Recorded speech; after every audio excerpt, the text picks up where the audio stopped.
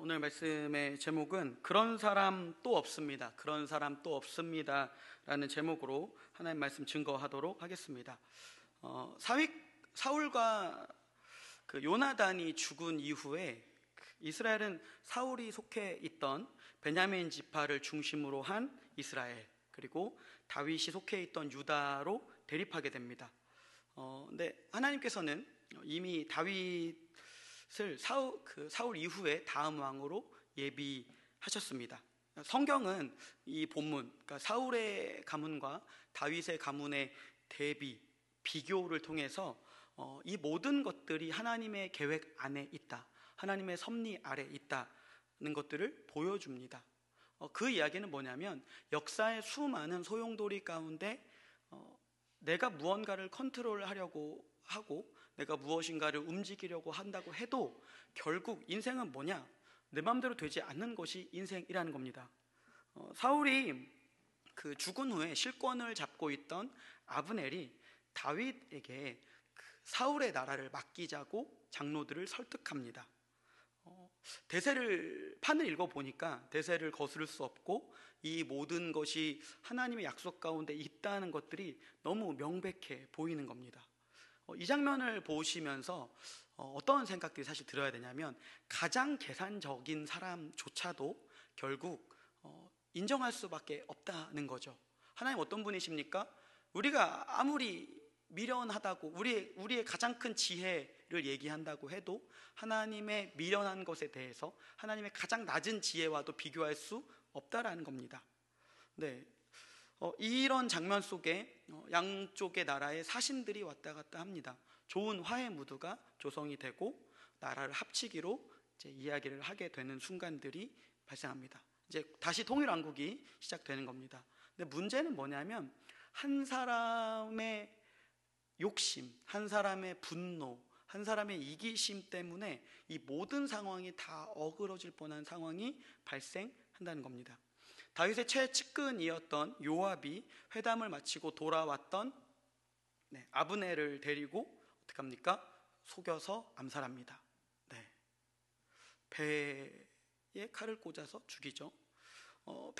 다윗과 그 백성들에게 가장 큰 위기 상황입니다. 다시 전쟁이 일어날 수도 있다는 겁니다. 그러니까 성경은 이걸 통해서 뭘 보여줍니까? 인간의 욕심, 인간의 수많은 욕심들이 이를 자꾸 거스른다는 거죠. 사고는 누가 칩니까? 늘 사람이 치는 거고, 하나님 어떻습니까? 그 인간의 수 없는 사고에도 불구하고 그 모든 일을 이끌어 가시는 분이 하나님이시라는 겁니다. 오늘 본문은 인물을 중심으로 좀 이야기를 좀 해보려고 합니다. 세 가지 포인트로 정리를 해볼 건데, 첫 번째 포인트는 문제를 일으킨 요압은 어떤 사람인가?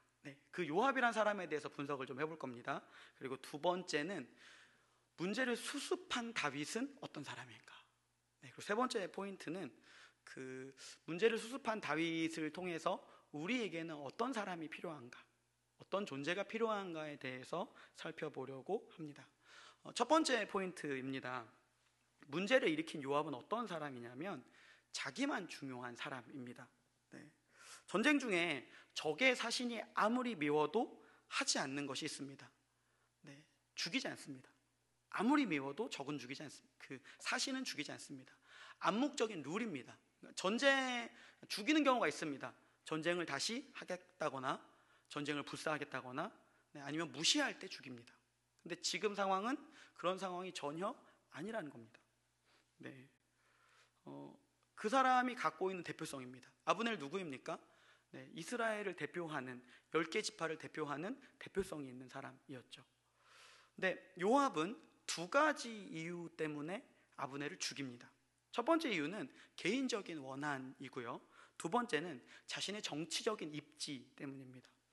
요압에게 아브넬은 개인적으로 원수입니다. 동생을 죽인 원수. 자신의 동생인 하사엘이 아브넬과의 전쟁 속에서 어떻습니까?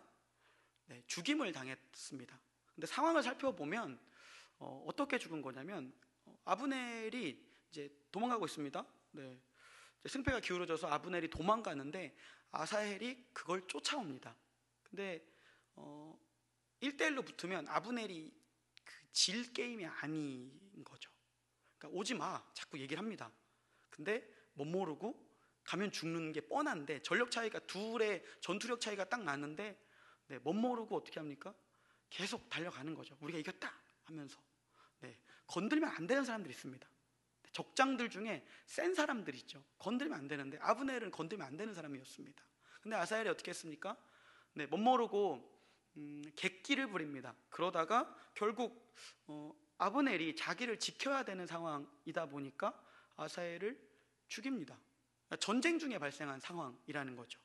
그러니까 뭐냐면 명분이 있는 싸움이었고 그러니까 자기를 지키기 위한 정당방위였다는 겁니다. 근데 요압에게는 사실 이게 잘못이 누구한테 있습니까? 사실 과실로 따지면 비율이 한 8대 2쯤 아사헬한테 있는 거죠. 근데 아브넬한테는 뭐가 중요합니까? 그게 들어오지 않습니다. 아브넬이 자기 동생 죽인 것, 그것만 들어온 겁니다. 그러니까 그거 하나에만 꽂혀서 다른 상황을 보지 못하고 있고 폭주하고 있습니다. 그게 지금 요압이라는 겁니다. 두 번째는 요압이 왜 아브넬을 죽였느냐? 통일 이후의 문제입니다. 뭐냐면 모든 나라들은 나라가 세워지고 나서 반드시 하는 게 있습니다. 공에 대한 공과 과에 대한 이야기를 합니다. 그래서 공신의 자리를 두고 더 높은 자리를 두고 싸웁니다. 그 안에 암묵적인 혈투들이 있죠. 근데 지금 상황이면 어떤 일이 벌어지는 겁니까? 아사헬이 통일되는 순간 1등 공신입니다. 그럼 요압은 어떻게 될까요? 밀립니다.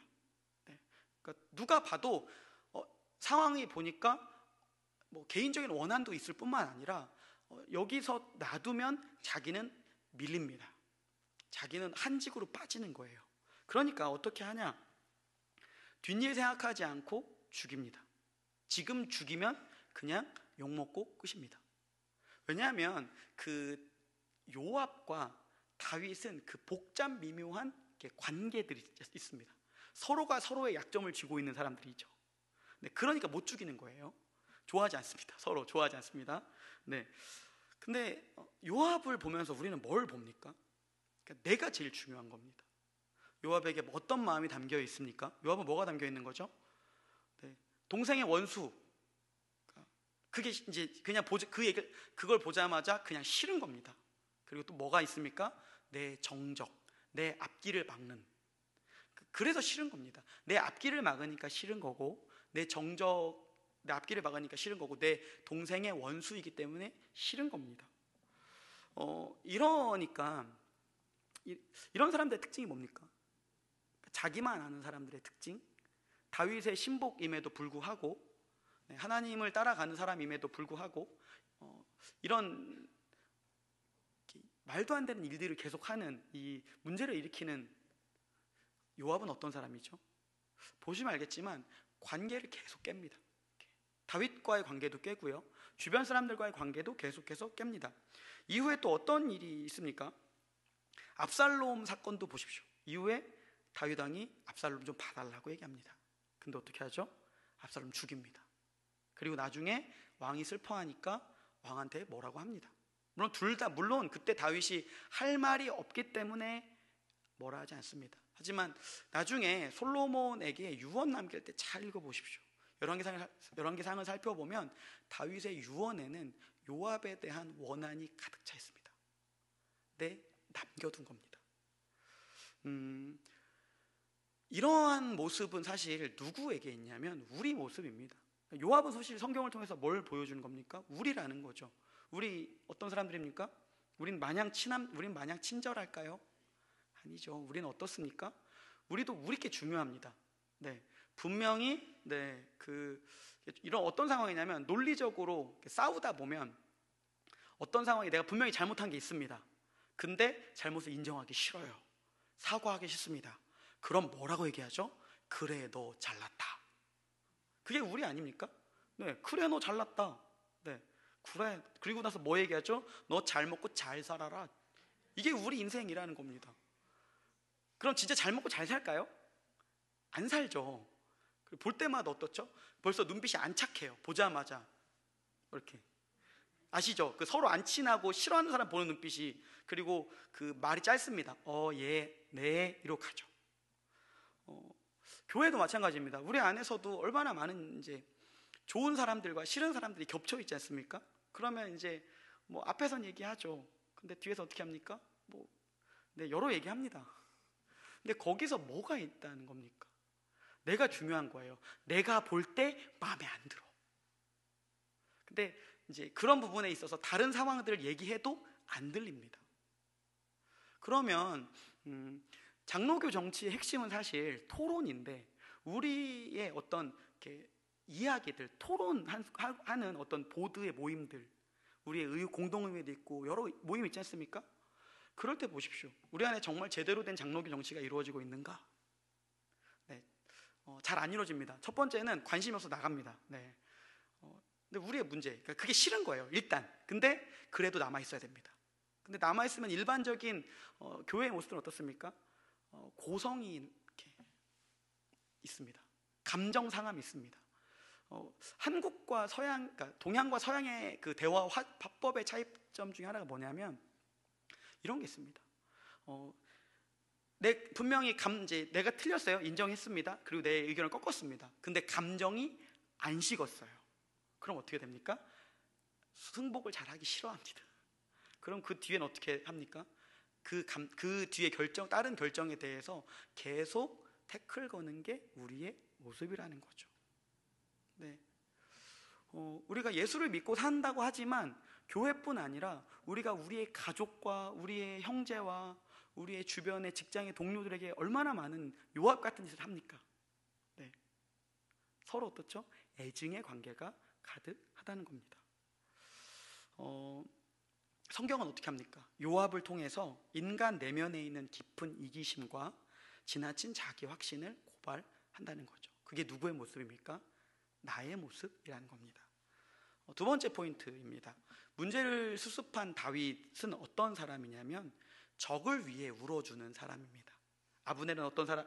요압은 어떤 사람이었죠? 자기만 중요한 사람.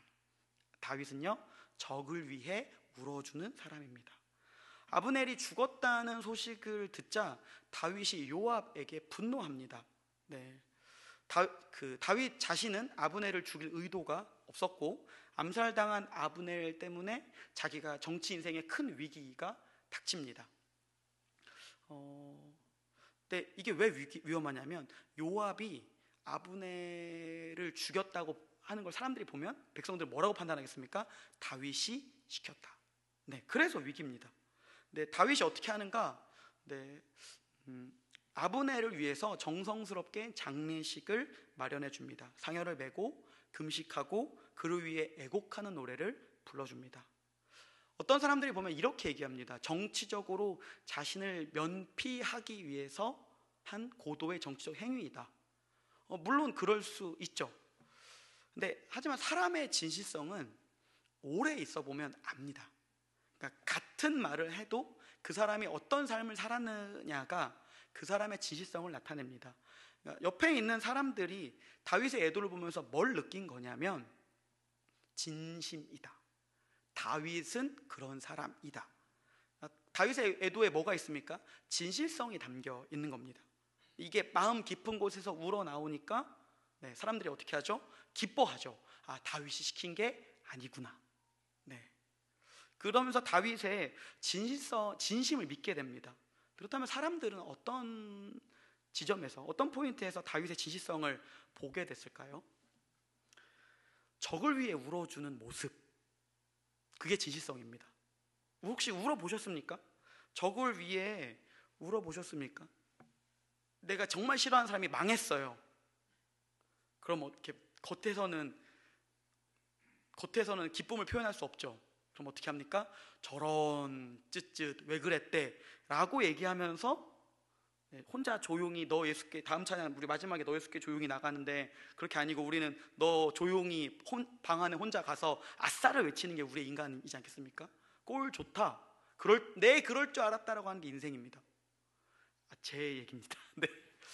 네, 저런 아이고라고 하지만 속으로는 그렇지, 그럴 줄 알았다. 제 모습도 그렇습니다. 근데 다윗은 그렇게 하지 않았다는 겁니다. 안타까워하는 거죠. 근데 이 모습이 사람들한테 왜 감동과 진실성이 있냐면, 사람은 이기적이라는 것에 그 전제를 두고 한번 생각해 보면, 자신은 남한테 관대하지 않아도 적어도 남이 나에게 관대하기를 바랍니다. 나를 관대히 대해주기를 바랍니다.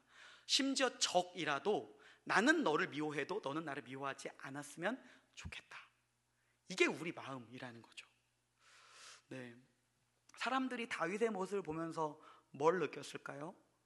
가장 정치적인 원수인 반대편에 서 있던 아브넬을 위해서 울고, 심지어 요압도 안 죽입니다. 뭡니까? 그냥 등에 칼을 꽂히더라도 이 사람은 나를 버리지 않겠다.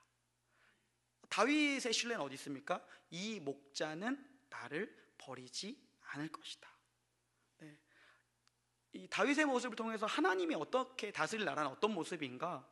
네, 하나님과 원수된 우리들을 다스리는, 긍휼히 여겨주는 나라겠다라고 사람들은 다윗의 모습을 통해서 하나님 나라의 모습을 잠깐이나마 맛봅니다. 네, 그래서 따라가는 거예요. 아, 저 왕은 하나님을 닮았네, 날 안 버리겠군, 이러면서 따라가는 겁니다. 근데 어떻습니까? 후에 다윗은 어떻습니까? 밧세바 스캔들 사건을 보십시오. 어떻게 자기 부하인 우리아를 죽이죠? 요압을 통해서 손에 피를 붙이게 하죠. 네. 그도 어떤 모습이 그 안에 있습니까? 요압과 똑같습니다. 나중에 밧세바 스캔들, 저희 이후에 이제 사무엘하 강해할 때 밧세바 스캔들을 한번 다룰 건데, 네, 보시면 왜 저래, 약간 이럴 게 있을 겁니다. 근데 보면은 다윗은 어떤 사람이라는 거죠? 그 앞부분의 모습엔 하나님의 나라는 이런 모습이야를 다윗을 통해서 보았지만, 그도 어떻다는 겁니까? 요압과 다를 바 없는 인간. 그게 다윗이라는 거고, 그게 사람이라는 겁니다.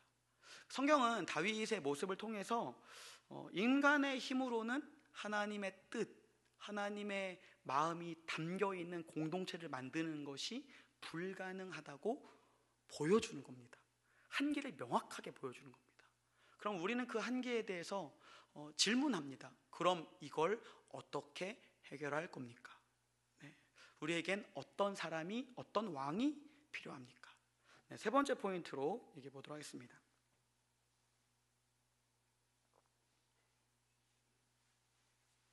세 번째 포인트는 우리에게는 어떤 사람이 필요한가? 어떤 왕이 필요한가?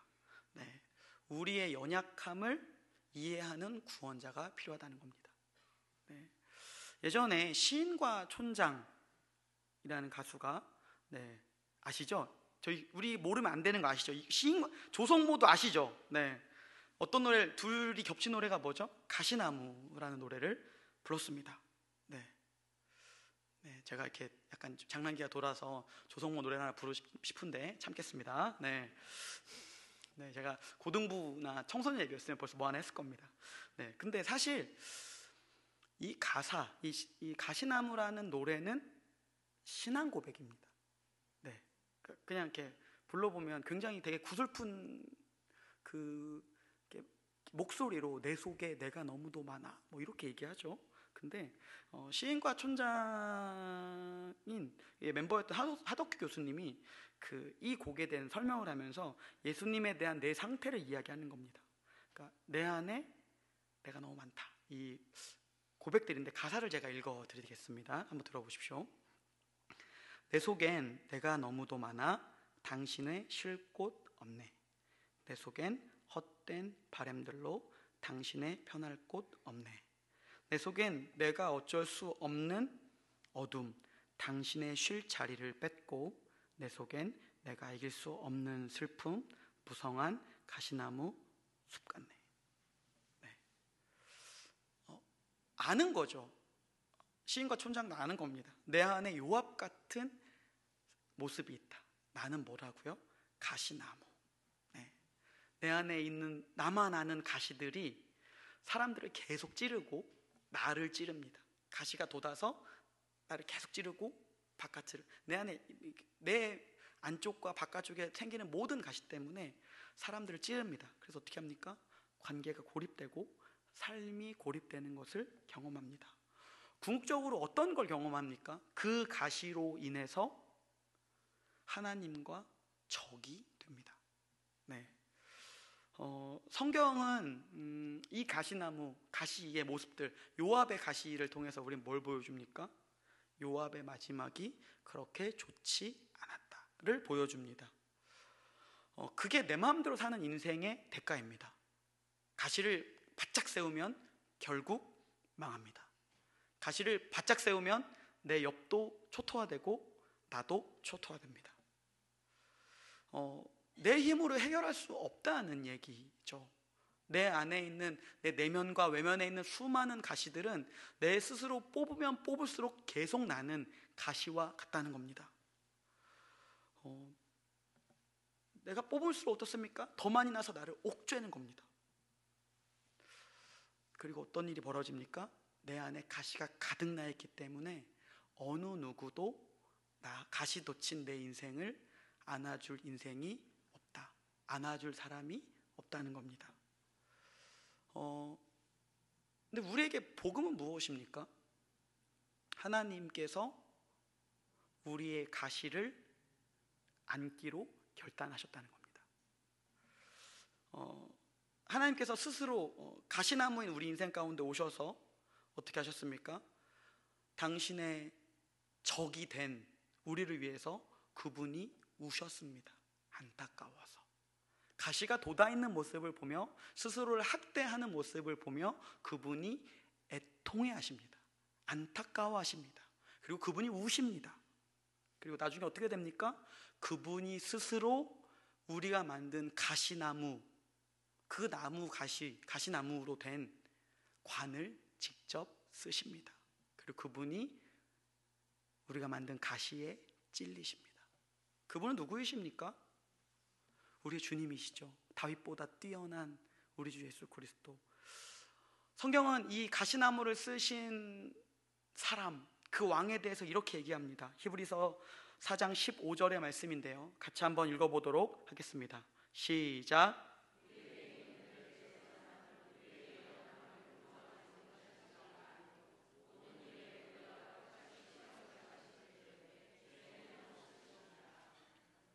네, 그리스도가 우리의 가시를 안으셨죠.